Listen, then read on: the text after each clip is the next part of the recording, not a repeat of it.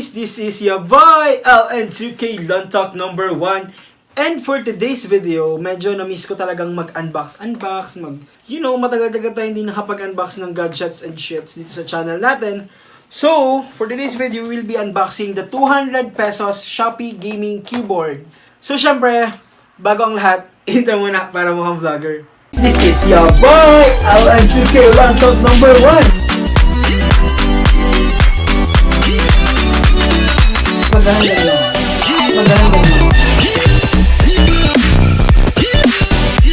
So there you go guys. So sabi ko mag-unbox tayo ng gaming keyboard. So bumili ako ng gaming keyboard because wala lang. Gusto ko lang design.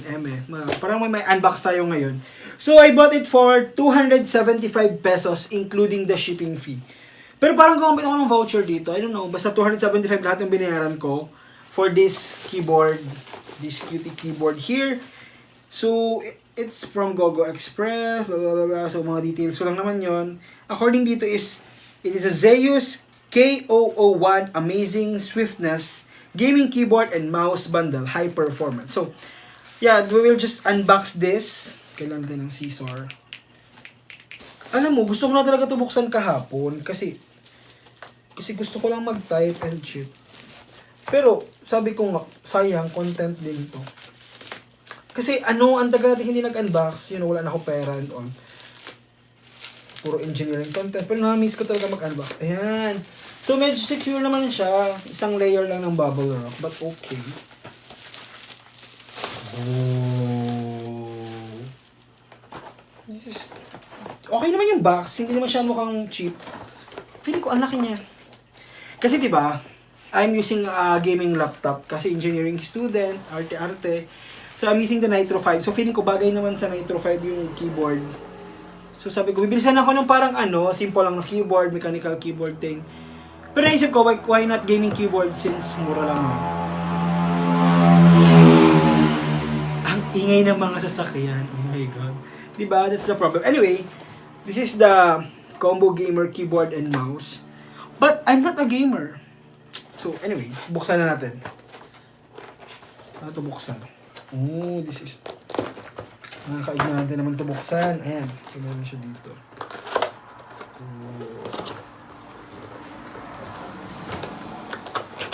Oh, there you go.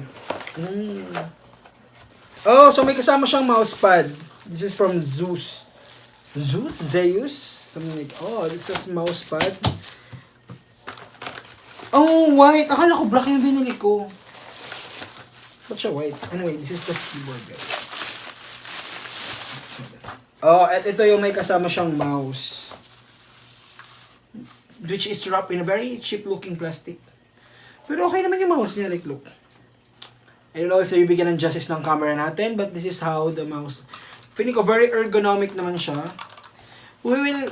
pakita ko naman ito mamaya sa inyo. So, basically, that's the content of the box. Wala na siyang laman. Diba? Yeah. So, unahin natin. Maganda yung mouse. Actually, it fits perfect in my, palm. So, very clicky naman siya. Wait, tingnan natin. Parinig ko dito. Naririnig nyo ba, guys? So, ayun yung mouse. So, may cheap-looking plastic tayo, which is dyan mo lang. And this is the big reveal, the keyboard. Which is white. Akala ko, I thought talaga, ordered black. This is what keyboard. Tago din natin yung plastic. Kasi, we save Mother Earth. Save the turtles because without turtles, there will be no more turtles. Sabi ni Bratman. To fucking save turtles because without turtles, we wouldn't have turtles. So,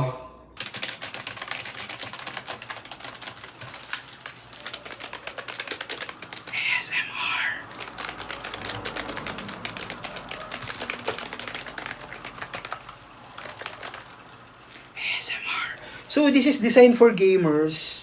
But I'm not a gamer, but, feeling ko maganda mag-encode dito. Kasi mga hindi pa ako tapos na workshop at gagawin natin yon para dito, gagamitan ng keyboard na to. Wala siya stand, so... Very sturdy naman siya, guys. So, I have here, guys, my laptop. So, di ba, color red lang siya. Medyo boring na siya. Nung una maganda siya sa paningin ko, pero red lang siya. So, ngayon, let's try to connect this keyboard na binili natin sa Shopee. Okay, so it should light up, diba? Ooh, it prompts something on my laptop which says what? Okay, hindi ba siya umiilaw? Check natin. So, let's also connect the mouse.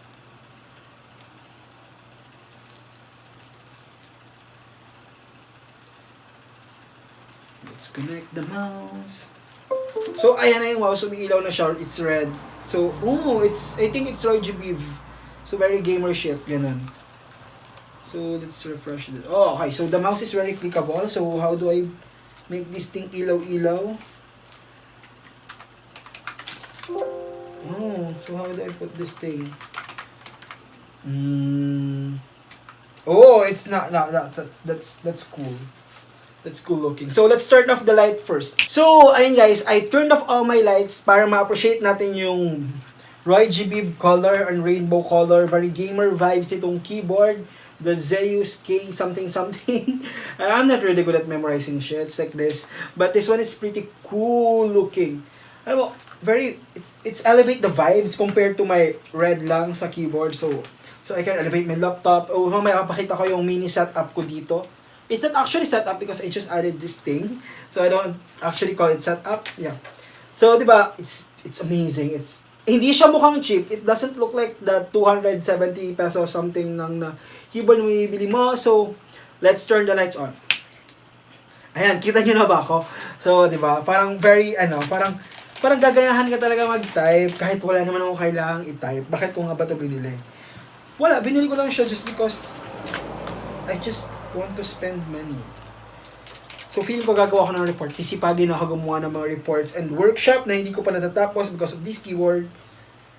So, yeah. So, on this part, let's have our montage.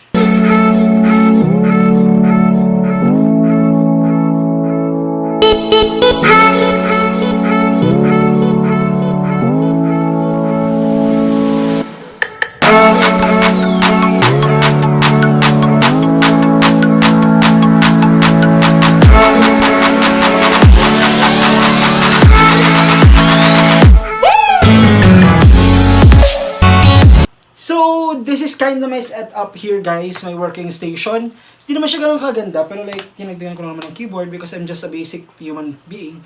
And napansin ko lang pala sa keyboard natin is, yung ilaw niya is not actually in the keys, but it's actually nasa baba lang. But I'm not complaining because again, this is just 200 something na keyboard, your gaming keyboard. So I think this is already, sabi nga nila, it's a budget meal for like a gamer or someone who is starting to their setup.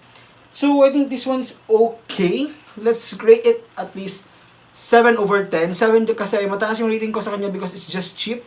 And it's ergonomic. Okay naman siya. It doesn't look cheap but it's budget friendly. So, yep. That's my review of the 250 pesos Shopee keyboard. Gaming keyboard. So, ayan. Don't forget to subscribe on my YouTube channel. Click the notification bell para kayo updated. And, yeah. Peace out. See you on the next video.